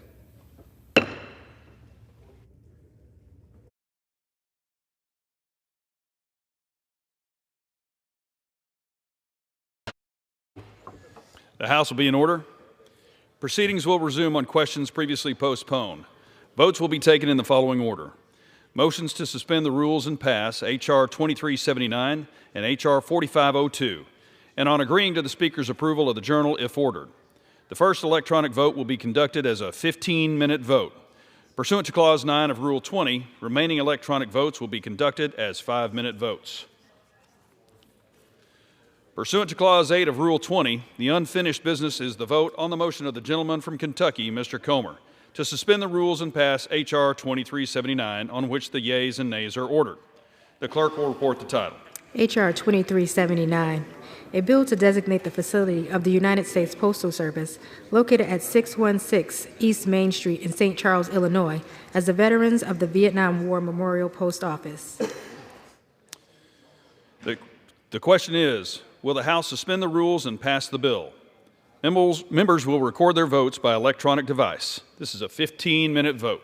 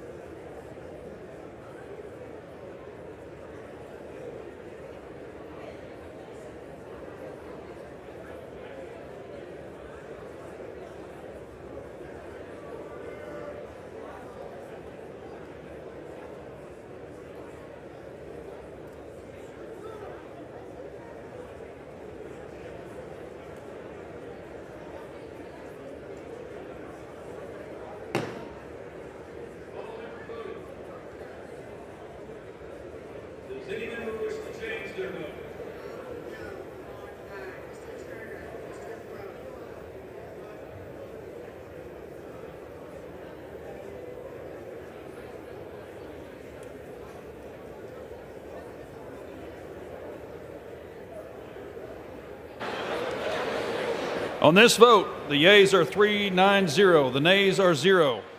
1 recorded as present. 2/3 being in the affirmative, the rules are suspended. The bill is passed, and without objection, the motion to reconsider is laid on the table.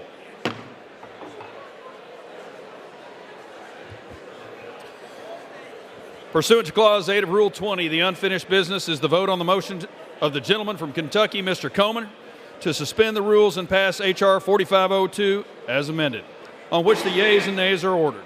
The clerk will report the title. H.R. 4502, a bill to amend Title V United States Code to allow federal agencies to establish educational requirements for certain cybersecurity positions in the competitive service and for other purposes. The question is, will the House suspend the rules and pass the bill as amended? Members will record their votes by electronic device. This is a 5-minute vote.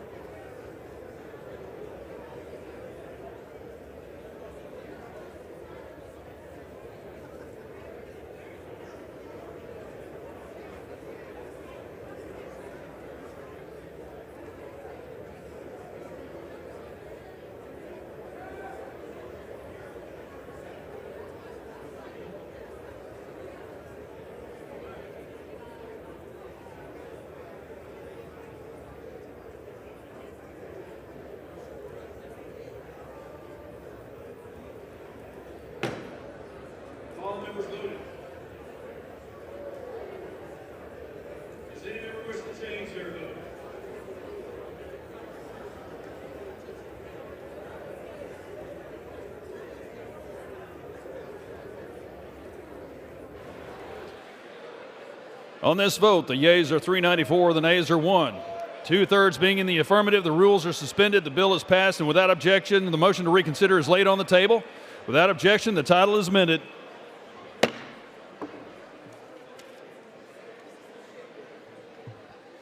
Pursuant to Clause 8 of Rule 20, the unfinished business is the question on agreeing to the Speaker's approval of the journal, which the Chair will put de novo. The question is on agreeing to the Speaker's approval of the journal. Those in favor say aye. Those opposed say no. In the opinion of the Chair, the ayes have it, and the journal stands approved.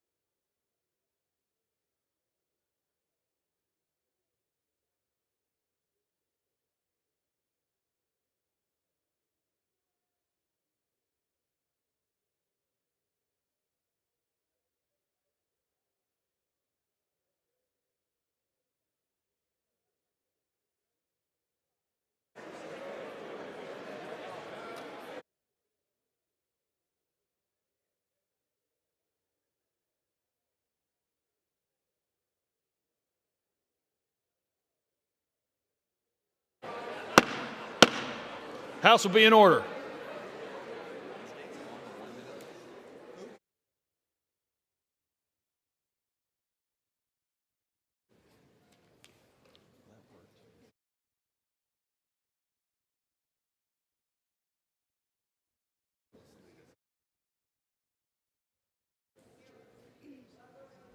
Chair will now entertain requests for 1-minute speeches. For what purpose does the gentleman from Florida seek recognition? I extend my remarks. Without objection, the gentleman is recognized for 1 minute. Mr. Speaker,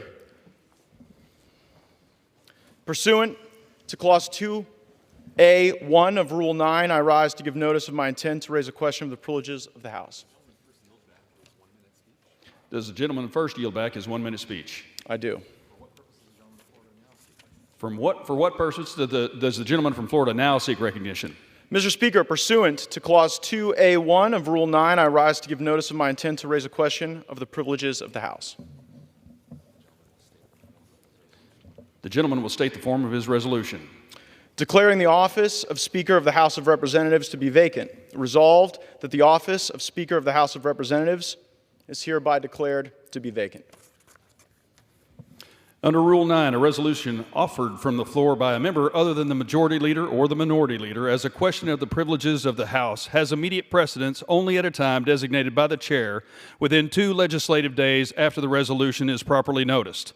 Pending that designation, the form of the resolution noticed by the gentleman from Florida will appear in the record at this point. The Chair will not at this point determine whether the resolution constitutes a question of privilege. That determination will be made at the time designated for consideration of the resolution.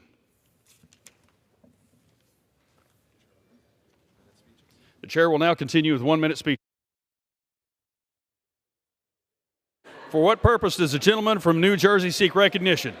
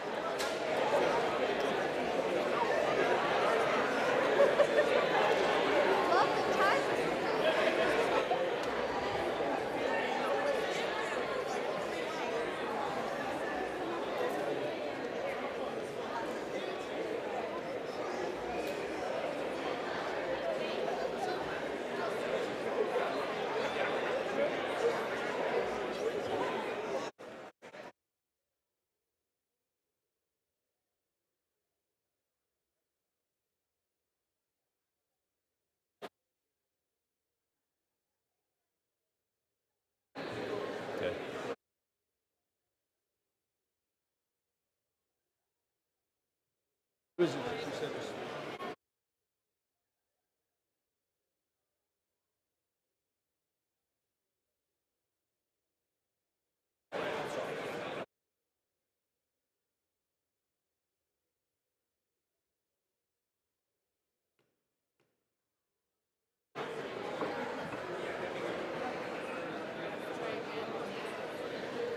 House will be in order.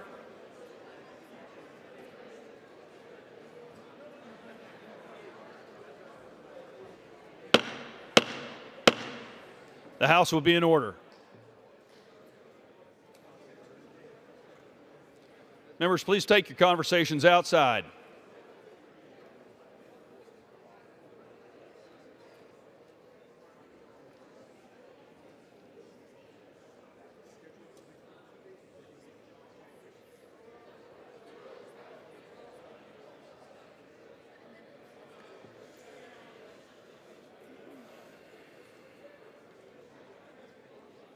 Is he ready?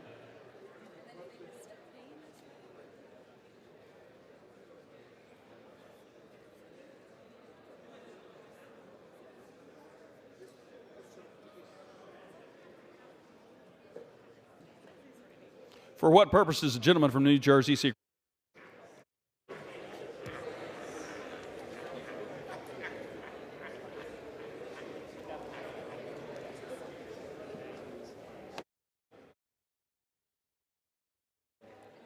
For what purpose does the gentleman from Pennsylvania seek recognition?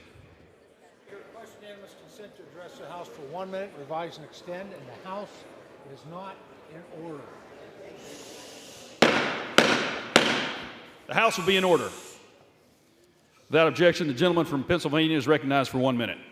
Thank you, Mr. Speaker. Mr. Speaker, I rise today to recognize the Mifflinburg Hose Company, number 1, for their 125 years of service. Over the weekend, the community gathered to celebrate this monumental anniversary. The fire company was established in 1898 with 40 members. David L. Grover was the fire president, and H.O. Bauer was the first fire chief. For generations, these firefighters have protected the community and provided essential services. Since its founding in 1898 with 40 members, the company has grown to 125 members and 75 active firefighters. The Mifflinburg Hose Company's coverage area includes parts of the Bald Eagle State Park, or State Forest, R.B. Winter State Park, and the numerous other smaller state parks and natural areas, parts of the Appalachian Mountains. This is some of the roughest terrain in the Mid-Atlantic area. The department responds to structure fires, silo fires, vehicle accidents, farm accidents, search and rescue, wildfires, and more. As a former volunteer firefighter, I know firsthand the value that they play in our community. Thank you to all the members of the Mifflinburg Hose Company number 1 for your service and congratulations on this significant achievement. Thank you, Mr. Speaker, and I yield back the balance of my time. For what purpose does the gentleman from New Jersey seek recognition? Ask unanimous consent to address the House in 1 minute, revise and extend my remarks. Without objection, the gentleman is recognized for 1 minute.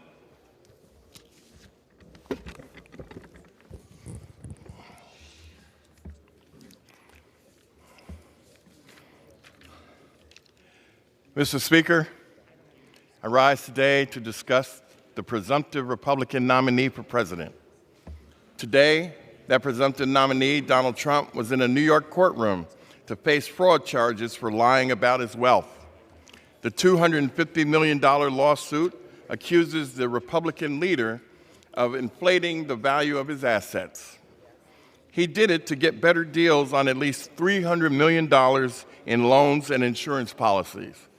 Loans, I might add, that he refused to pay back.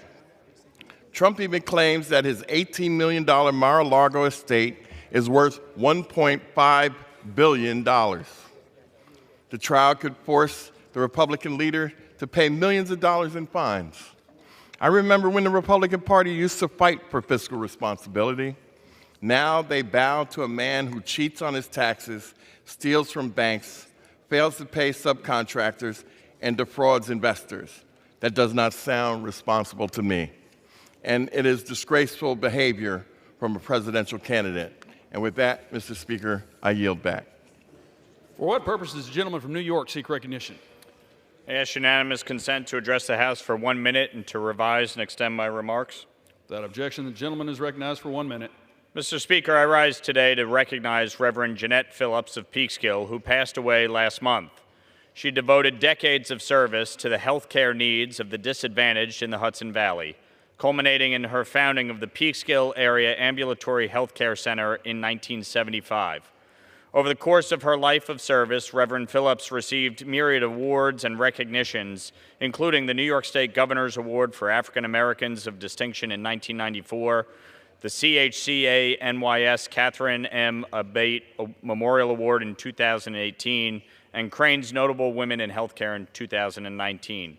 She also received the Sojourner Truth Award as well as the Harriet Tubman Award for her work as the Westchester District President of the Harriet Tubman Home Historical Society. Reverend Phillips is survived by 3 daughters, 2 sons, and more than 100 grandchildren, great-grandchildren, and great-great-grandchildren. It is an honor to enter her name into the congressional record and recognize Reverend Jeanette Phillips, a trailblazing humanitarian, historic preservationist, and a proud matriarch. And with that, I yield back. For what purpose does the gentleman from North Carolina seek recognition? Mr. Speaker, I ask for unanimous consent to address the House for 1 minute to revise and extend. Without objection, the gentleman is recognized for 1 minute. Mr. Speaker, today is the day. Life-saving Medicaid expansion takes effect as the state budget of North Carolina becomes law. After more than a decade of waiting, in some cases dying without access to life-saving health care, nearly 95,000 Eastern North Carolinians trapped in the Medicaid coverage gap now have a lifeline. Medicaid expansion will be formally launched in North Carolina on December the 1st of 2023. As co-chair of the State Medicaid Expansion Caucus, I want to emphasize my unwavering commitment to this cause. I pledge to work closely with my former colleagues in the state legislature to ensure Medicaid expansion is implemented effectively and we address the unacceptable health disparities that have persisted in the East for far too long. Let us stand together and make the delivery of health care a reality. Mr. Speaker, I yield back. For what purpose does the gentleman from Georgia seek recognition? Ask unanimous consent to address the House for 1 minute to revise and extend my remarks. Without objection, the gentleman from Georgia is recognized for 1 minute. Mr. Speaker, I rise today to celebrate Sid Nettleman, a World War II veteran who recently celebrated his 100th birthday.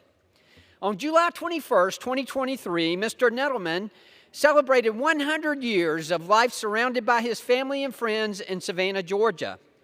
Mr. Nettleman grew up in Chicago and was the first of his family who had recently immigrated from Lithuania to be born in America. Mr. Nettleman enlisted in the Army on December 8, 1941, where he served as a sergeant in the Army Air Corps. He flew over Normandy on D-Day 3 times, assisting other members by dropping supplies, paratroopers, and parasails. After retiring from the military, he got a job in a clothing store, and he taught dance lessons at the Fred Astaire Dance Studios in his spare time. In 1948, Sid met the love of his life, Marilyn, at a dance, and they were married shortly thereafter. He and Marilyn had 2 sons, Lee and Jerry. After her passing, he moved with his sons to Savannah, Georgia, where he still lives today.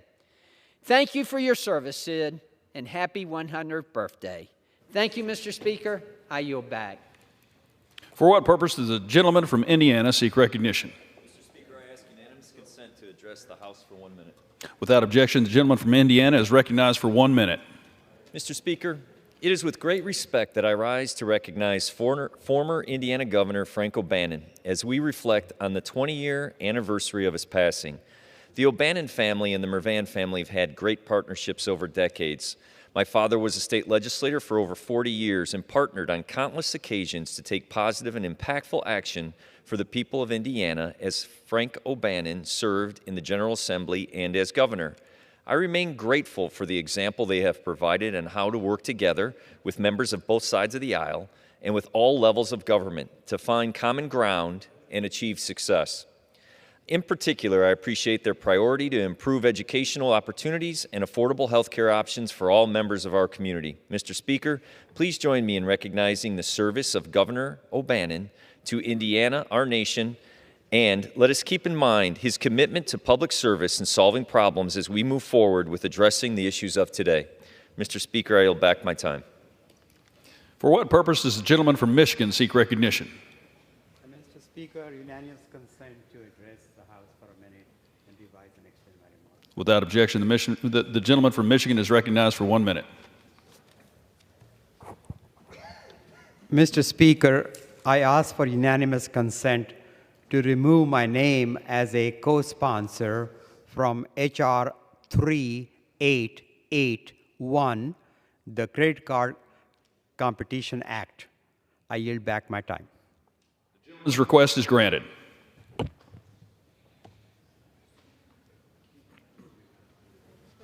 For what purpose does the gentleman from Indiana seek recognition? Mr. Speaker, I move that the House do now adjourn. The question is on the motion to adjourn. Those in favor say aye.